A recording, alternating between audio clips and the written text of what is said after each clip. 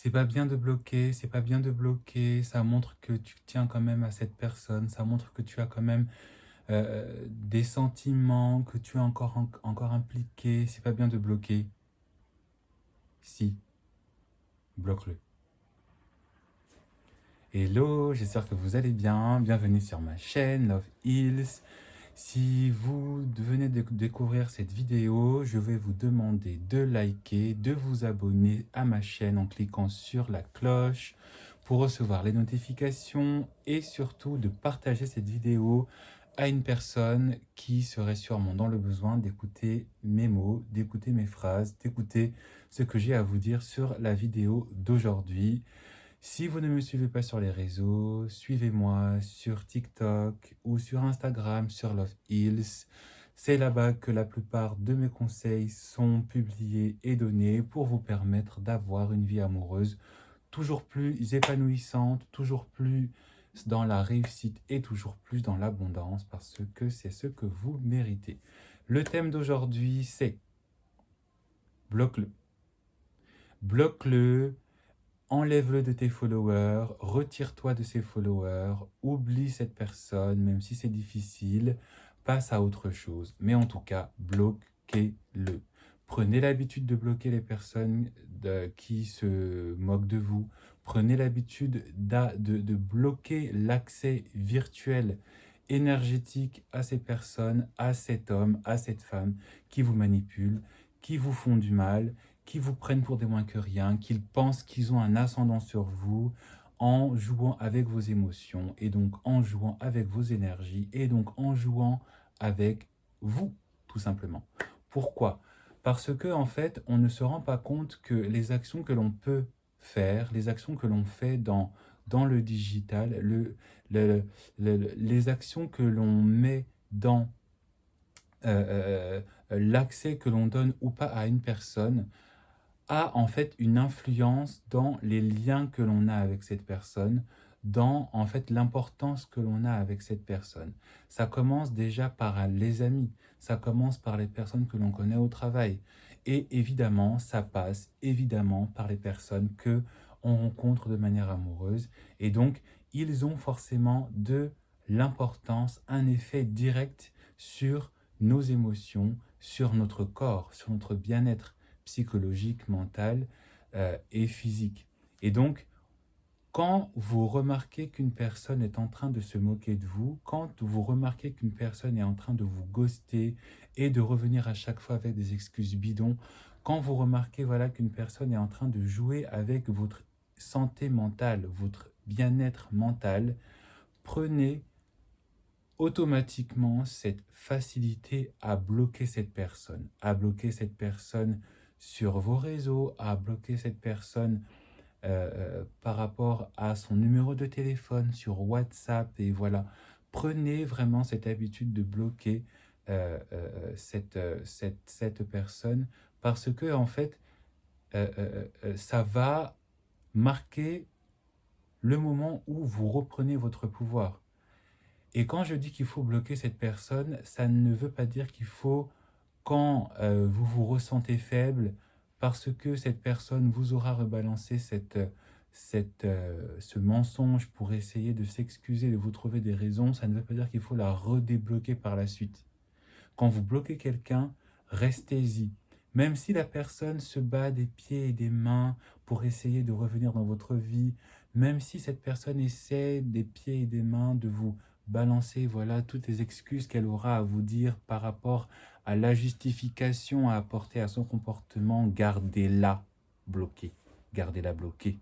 Qu'elle comprenne que elle ne peut pas jouer comme ça avec vous parce que cette personne, si vraiment elle tenait à vous, cette personne, si vraiment elle voulait faire en sorte que la relation évolue de manière correcte, évolue de manière saine, évolue vraiment de manière à ce que vous puissiez lui faire confiance, comme elle est censée aussi vous faire confiance, elle ne se serait pas permis de se comporter comme elle s'est comportée et vous n'en seriez jamais arrivé là. Si cette personne est en train de clairement vous montrer de manière voilà maligne le fait que vous ne comptez pas pour elle, bloquez-la et restez-en là. ne la redébloquez pas, n'essayez pas de lui envoyer des messages, même si c'est compliqué, parce que vous ne vous en rendez peut-être pas compte, et même quand vous vous en rendez compte, vous refusez vraiment de le voir, vous êtes sous emprise, vous êtes sous un attachement émotionnel qui fait qu'évidemment, vous allez chercher à renouer des liens avec cette personne. Vous allez rechercher à lui trouver des excuses. Vous allez chercher à faire en sorte à ce que cette personne revienne dans votre vie alors que vous savez qu'elle n'est pas bonne pour vous. Vous savez qu'elle est en train de jouer avec votre mental. Vous savez qu'elle est en train de vous faire du mal. Et vous savez que cette relation, parce qu'elle a commencé mal, ne pourra pas bien se terminer, ne pourra même pas bien continuer. Donc vraiment, restez sur cet état de blocage, restez sur cette rupture émotionnelle que vous avez marquée par une rupture digitale. Pourquoi je vous dis ça? C'est parce que moi-même, j'ai été amené une fois à vraiment ressentir l'effet que, que le blocage pouvait effectivement avoir dans votre vie. Désolé, c'est mon ordinateur. À ce que quel effet le blocage virtuel pouvait avoir comme effet physiquement. Je connaissais cette personne depuis des mois, je connaissais cet individu vraiment depuis des mois et en fait très rapidement, je me suis rendu compte en fait que j'étais avec une personne qui me manipulait, qui me faisait du mal, qui me faisait croire des choses, qui essayait de me rendre jaloux, qui ensuite essayait de se faire de me demander pardon en voulant se faire passer pour la victime alors que c'était moi qui souffrais. Donc déjà on se rend compte, hein, voilà. Et en fait, cette personne essayait, voilà, de me faire tenir dans une espèce de situationship, dans une espèce de, voilà, d'espoir que je devais avoir envers elle, tout en me faisant comprendre qu'elle ne s'engagerait jamais, tout en me faisant comprendre qu'elle ne serait pas capable d'être la personne qu'elle était censée être, d'être la personne qu'elle m'avait fait miroiter, qu'elle pouvait être, hein. Euh, et en fait, cette personne, voilà, essayait vraiment de me garder dans sa vie pour me faire du mal à petit feu, en se faisant passer, voilà, pour la pauvre petite personne un peu complexe, un peu difficile, qui ne savait pas trop ce qu'elle voulait, mais en même temps qu'il savait. Mais en même temps, je me suis dit, et j'ai réalisé ça très vite, même si ça a quand même pris à peu près 1 mois et demi pour me rendre compte, mais j'ai commencé quand même à me rendre compte que j'étais en train de perdre mon temps, j'étais en train, voilà, de souffrir, hein, parce que quand vous êtes en face d'une personne qui est toxique, vous souffrez par ses actions, vous souffrez aussi par ses manques d'action, vous souffrez aussi par ses mensonges, parce que vous savez, au fond de vous, vous savez ce que la personne est en train de vous faire, mais vous décidez de vous mentir parce que vous décidez de la voir comme vous voulez la voir. Vous décidez de voir cette personne par rapport à votre propre projection, mais pas par rapport à ce qu'elle est, pas par rapport à ses actes. Et en fait, en décidant vraiment de voir la personne pour ce qu'elle était, en décidant d'accepter la personne pour ce qu'elle était, c'est-à-dire pour une manipulatrice, pour une menteuse, pour une personne vraiment malsaine, parce qu'elle mentait, hein. Cette personne, je me rappelle, était capable de me dire, voilà, je vais te contacter, et elle pouvait passer des jours et des jours, des semaines sans me recontacter, tout en continuant en fait à regarder mes réseaux, tout en continuant, voilà, à, à regarder ce que je faisais sur les réseaux, à regarder ma vie, mes stories, en likant, hein. Je me suis rendu compte, voilà, que cette personne était vraiment une personne qui ne méritait pas ma présence, qui ne méritait pas mon investissement, qui ne méritait pas mon intérêt.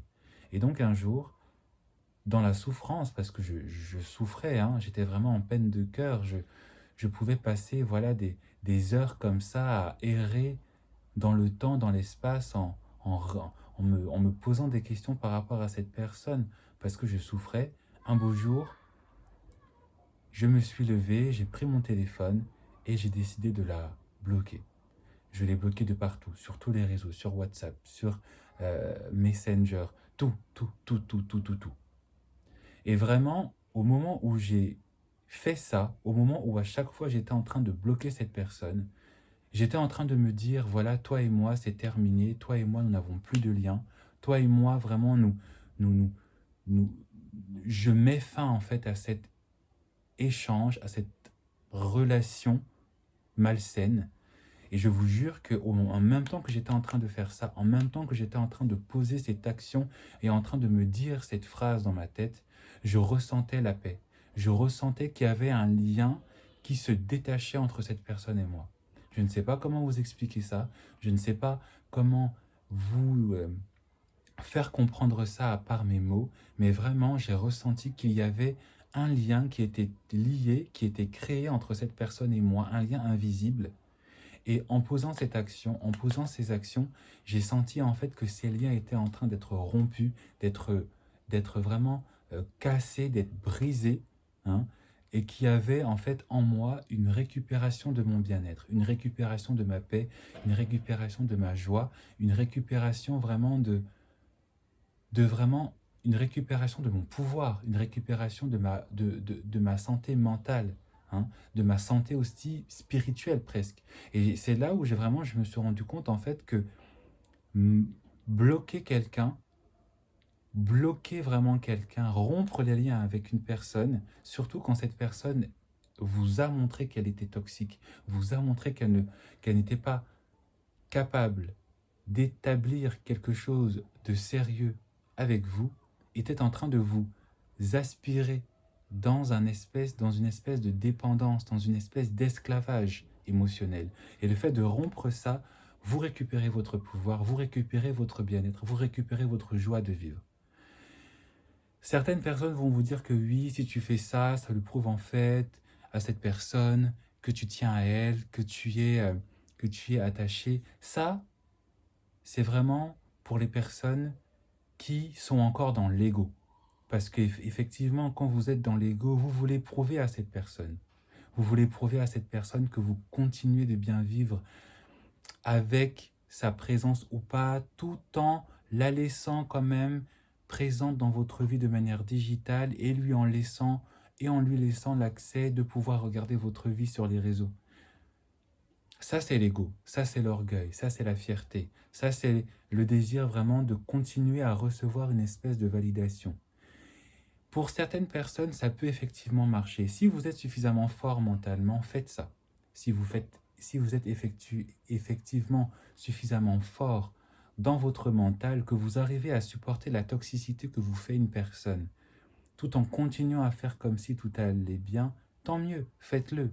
Si vous souffrez, mais que vous voulez quand même construire vraiment votre personnalité dans la force, votre personnalité vraiment dans vraiment dans le magnétisme, même si vous êtes faible, c'est quelque chose qui est peut-être bien de faire pour vous construire, pour vraiment vous durcir aussi de manière émotionnelle, et c'est important de le faire. Mais arrivé à un moment donné, il faut arrêter les foutaises. Arrivé à un moment donné, il faut arrêter aussi parfois de souffrir, de voir cette personne continuer à regarder vos réseaux et de souffrir que cette personne ne réalise pas ce qu'elle était censée réaliser. Couper ce lien.